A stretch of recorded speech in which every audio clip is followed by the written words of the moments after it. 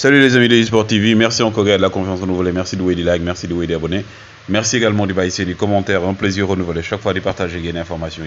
Mbokk Sénégalais fépp foo leen mënti ne 14 régions du Sénégal àdduna woon topp ñu ngi leen di jaajëfal ñu nekk également ci dal hôpital yi ci kër yi tëdd feebar yàlla na suñu borom fëgg seen bopp ngeen wér ak jàmm ñu nekk ci kaso yi nga xam ne erreur judiciaire ak jiñ leen lu ñu deful moo leen fa yóbbu suñu borom delloo leen seen i njaboot ñi fa seen jëf yóbbu également suñu borom tegal leen ci yoonu dëgg ñi dëddu àdduna suñu borom xare leen àjjana firdawsi te yéex ñu gars yi on avance ensemble dans la magie de eSport TV l'actualité en continu actualité bi gars yi dañuy waxtaane ci li nga xam nag mooy donc Edouard Ndiol Coumba Birogoré Mendy mi ñu daal di tabb ci nominé yi ak trophée Puskas ak également kii di donc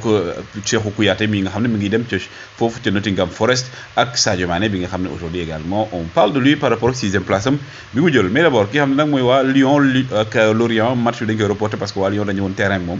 comme patate la comme terrain de champ de patate la woon moo tax daal ñu bujjee ko reporté ndax amul ndax ne jàpp ne terrain boobu ñoom seen bopp ne nañ duñ ci daal di mës a jouer par rapport conditions yi mel nañ bañ seen joueurs yi gaañu ci li nga xam nag également mooy jëm ci 5e place bi Sénégal nag tey moo dóor Algérie donc suñu gayndee nag fi mu ne nii ñoom dañuy waajal jouer nag pour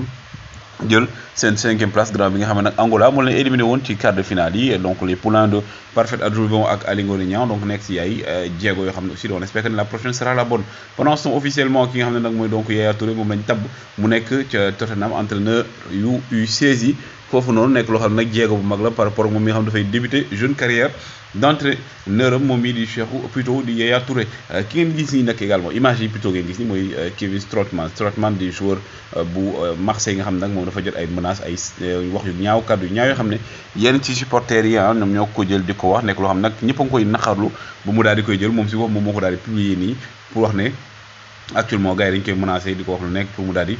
jóge ca Marseille donc loolu tamit ni wax ne jour moom même boo ko bëggul am na yoo xam ne moom war nañu weesu di ko def loolu nag xam ngeen naa du sénégalais yi nag mais ñu naar yeeg yooyu ñu nekk foofu ñoom ñoo koy def pendant ce temps donc ñi di waa FC Barcelone ñoom nag mujjee nañ lever seen fonds yi doon tax ci seen yenn joueurs yi nga xam ne mooy recrues yi mënuñu leen a inscrire donc loolu nag dafa waroon ñu def li nga xam ne nag mooy réaménagement économique par rapport ak seen budget def nañ ko donc di ngeen gis joueurs FC Barcelone yi suba incha allah la plupart pour ñu daal di jouer ki nga xam ne nag moom mooy donc Memphis Depay gars yi ne nag moom déggoo na ak ñi di waa Juventus de Turin pour daal di fay dem l'attaquant donc hollandais nga xam ne actuellement nag avec l'équipe de la Hollande c'est l'un des meilleurs buteurs actuellement moom nag day fay jóge Barça parce que Barça loolu la bëgg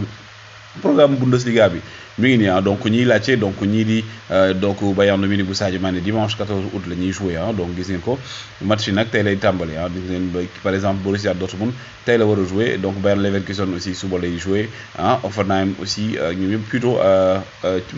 Leipzig plutôt ñoom it dañoo war a jouer seen match Tanguy Kouassi moom nag ak wax naa leen ko moom dañ ko bëgg a jaay du moom kese même ki nga xam ne nag mooy am na beneen joueur boo xam ne nañ ci wax mais Tanguy Kouassi actuellement daal Nice ñoom bëgg ñu daal leen koy benn daal ñu ngi xool option yi Sadio Mané nag 6e place am na ñu bëri ñoo xam ne ñoom dañ cee mer commencé nag génn ci réseaux sociaux ne Sadio Mané loolu manque de respect la ñu koy jox 6e place par rapport li nga xam ne mooy jéego yeeg trophée yi mu jël ci saison bii nii loolu nag comme on dit ça du ñun ñooy décider donc ñoom seen bopp ñoom ñooy décider et je pense que ne 6e place moom wax dëgg yàlla sama gis-gis man Sadio Mané mérité plus mais comme on dit c'est la loi du sport xamoon nit ñi di voté kii nag di Rabiot moom mi ngi gën a jege ak Manchester United nañ solo les dernières informations Manchester fi mu ne nii pare na pour fay li nga xam ne mooy yaayam donc ay bonus et tout parce que yaayam mooy un quelque chose agent Adrien Rabiot ballon d'or bi nag nominé yi ñi ngi nii jigéen ñaa ngi nii Khadijatou Diani donc la française donc mu bokk na ci Alexia Putellas bokk na ci Katarina donc bokk na ci aussi la brésilienne donc Oberdorf aussi Lena bokk na ci donc au niveau des africaines Azizat Oshoala bokk na ci Marie-Antoinette Katoko l'attaquante donc de Paris Saint-Germain et de l'équipe de France bokk na ci Ada Hegerberg également nga xam ne moom mooy donc la première à l'avoir gagné donc moom it bokk na ci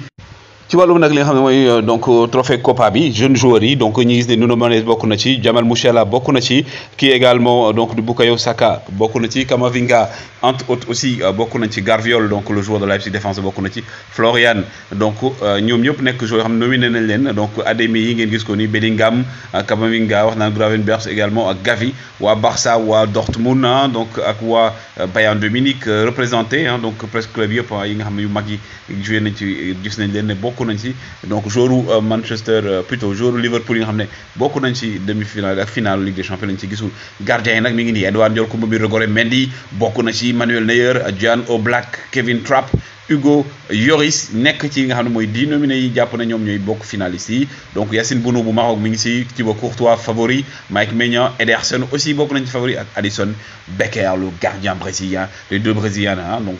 des deux brésiliens donc Manchester City ak Liverpool bokk na ci Thibaut Courtois ak Edouard Diolkoumba bokk na ci ki nga gis ni aussi di Mike Maignan formé au Paris Saint-Germain jàll Lille nekk champion de France avec Lille nekk ca Milan def saison bu extraordinaire bu époustouflante cette année-ci donc au niveau de la Série A moom bokk na ci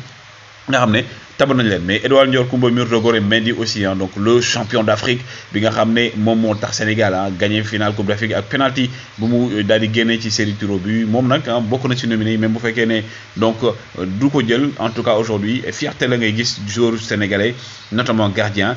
donc di bokk ci li nga xam ne mooy donc trophée yu ni mel donc à part moom mi Yacine Bounou rek moo ci nekk comme africain mais Edouard Diolkoumba Mirto Goré Mendy bu ñu demee ba daaw ñëpp ne moo ko waroon a jël donc ñu bëri ko kaasa ça veut dire que aujourd'hui le football sénégalais et le football africain mi ngi progressé nank même bu fekkee ne lépp yembagut également avec nos confrères de Tagat SN information bi nag on le donne aussi en primeur mooy que ne Cheikhou Kouyaté actuellement mi ngi noonu di dem ca Nottingham Forest pour def visite médicale am donc accord am na par rapport ak donc moom continuer carrière am donc du côté de l'Angleterre Nottingham Forest nag di leen fàttali nag Moussa Niakhaté fa la nekk Moussa Niakhaté qui veut jouer pour l'équipe nationale du Sénégal donc